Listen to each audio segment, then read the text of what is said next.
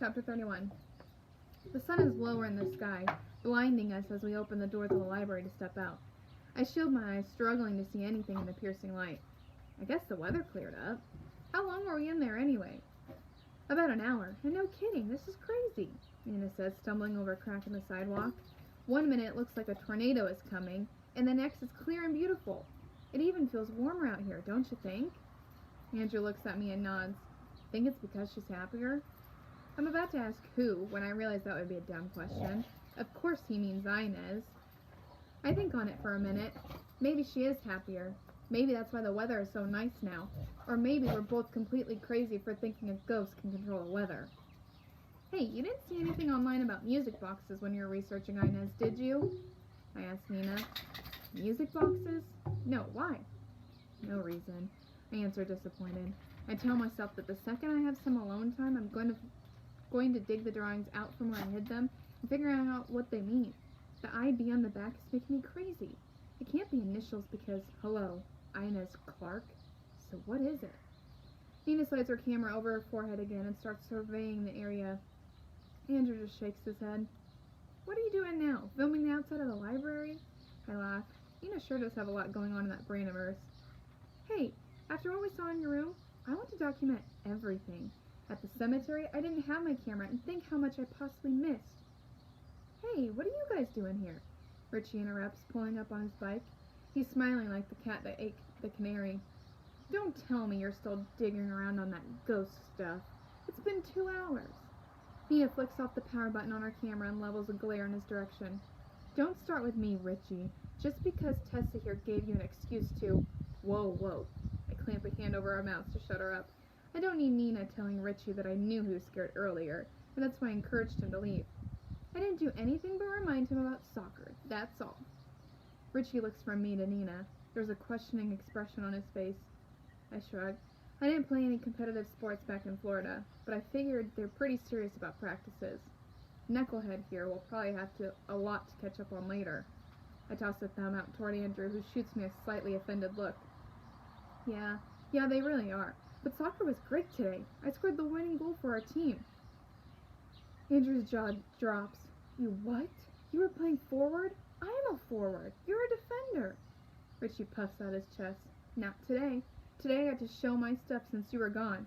I can't be sure, but I think Coach was pretty impressed. I can practically hear the anger vibrating off Andrew. This sucks. I didn't expect him to skip practice today, and I definitely didn't ask him to. Now he's missed something important because of me. Putting a hand on his shoulder, I try for a smile. I'm sorry you weren't there. It's my fault. Not your fault, Florida, he spits out. It's my own. I just wanted to help you with this. Since I never missed practices, I thought it wouldn't be a problem. Should we go talk to your coach? I can make something up, tell him my dog ran away, or... Nina starts. Richie cuts her off before Andrew has a chance to answer. Number 1, we don't have a dog. Number 2, Coach won't care. Some of the kids we play with haven't been able to go on a real vacation with their parents in years because of this team. Richie's eyes glint mischievously in the rapidly setting sun. Though, now that he's found something as interesting as soccer, I'm not sure Andrew really cares. With Richie's comment, Andrew's eyes skip to mine and they're so bright, so blue, I look away. Of course he cares. Andrew loves soccer. That's what they keep telling me anyway. Obviously, Richie is talking about the ghost research being more interesting to Andrew than soccer. He's not talking about me. No, that would be crazy pants. Well, thank you, I whisper, unsure what else to say. There really isn't a way to thank him for what he's given up. But I don't want you missing any more, okay? Not for this. Don't worry, he says, pulling out a baseball cap and putting it on. I've worked my butt off on that team for 3 years now. A few missed practices won't change that. I shake my head at him. Andrew skipping practices makes me feel bad, but something about it also makes me feel a little special. Although I didn't agree with my parents at first, I'm beginning to think they're right about something. Families should support each other, friends too. No one should give up on the things they love because they think they have to, including Andrew. No more missing practice. Promise? Andrew goes silent for a minute. His face is frozen in an expression that lands somewhere between shocked and pleased. Whatever you say, Florida. But remember, we still have a ton of stuff to figure out.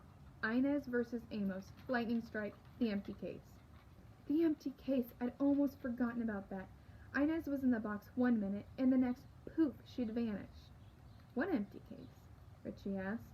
I start to wave him off, but the look on Andrew's face is quietly warning for some reason.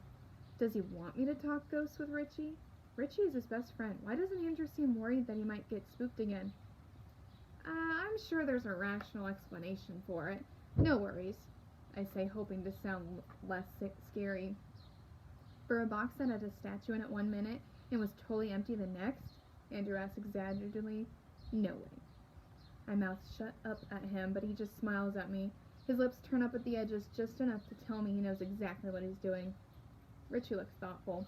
He pushes the kickstand down on his bike and sits on the stoop. How did it happen? Like really fast or over some time? Nina fumbles around in her bag for a moment and pulls up the journal she had at the graveyard. I wrote the time down when we went in. I didn't write the time down when I walked back out through the gates. Well, because of the whole storm and panic and all. But I know what time it was when I looked at my phone a couple of blocks away. You wrote the time down when you went in? Richie asked, one eyebrow raised. She nods. Yeah, I didn't know if we need it, but I'm glad I did. A good researcher takes detailed notes. Nina runs her finger down the lines on our paper, stopping abruptly.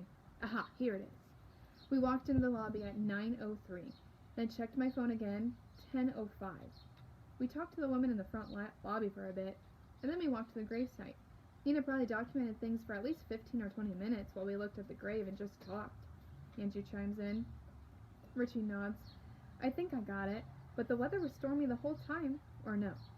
No, I speak up, still confused as to why Richie is suddenly playing Sherlock Holmes. It was cloudy, but it wasn't raining when we got there. Then it got really cold and the storm moved in. Got cold, huh? Richie asks. Really cold, I clarify. I don't want to scare Richie, but if he's going to ask for the facts, I at least want them to be the right ones. The woman in the lobby told us that legend claims Inez disappears from her case in lightning storms because she's afraid of the lightning. I would have told you that's ridiculous a week ago, but now... Richie's eyes move down to the book in Nina's hand, then back to me. Nina folds her journal back up and crams it into her bag, then tugs at it on his sleeve. Hey, we better get home. I'll keep thinking on this, and if I come up with anything new, I'll call you guys. Call Andrew, I remind her. I have that whole no phone thing going on. Right. See you guys Monday. Sunday is supposed to be kind of chill in our house, so my parents don't really like us to make plans. Nina says, sliding the camera back off her forehead. I nod and smile. Tomorrow is supposed to be family day in my house, too. But how are we supposed to enjoy it with Inez around? I can't stand the thought of that crackling coming back. Turning to look at Andrew, I notice he's staring at me. Hey, stop worrying, okay? It's only one day, Florida. What can she do in 24 hours? He asks, swiping a mass of shaggy blonde hair from his eyes. I shrug and pull my house key from under my shirt. I don't know what she can do in 24 hours, but I wish I didn't have to find out. Turning to walk away, I freeze in my tracks. Wait! Andrew whirls around and pulls an earbud out of his ear. Yeah? Why'd you want to talk to me about what happened in the graveyard in front of Richie? I was trying to be nice and not freak him out, you know. He smiles. I know, but he wants to help. And even though he's got a whole whatever, he's really smart. Freakishly smart. He won't tell me for sure, but I'm positive he aced all his classes last year. I figure if there's anyone who might be able to make sense of something as crazy as what we saw, it could be him. Okay, I say hesitantly, but if he starts having nightmares because of that, or his phobia gets any worse, I'm blaming you. I jokingly punch the palm of my hand with my fist in an attempt to look intimidating. Andrew's lips turn up into a smile as he puts the earbud back in. I'll keep that in mind, Woodward. See you later. That's the end of that chapter.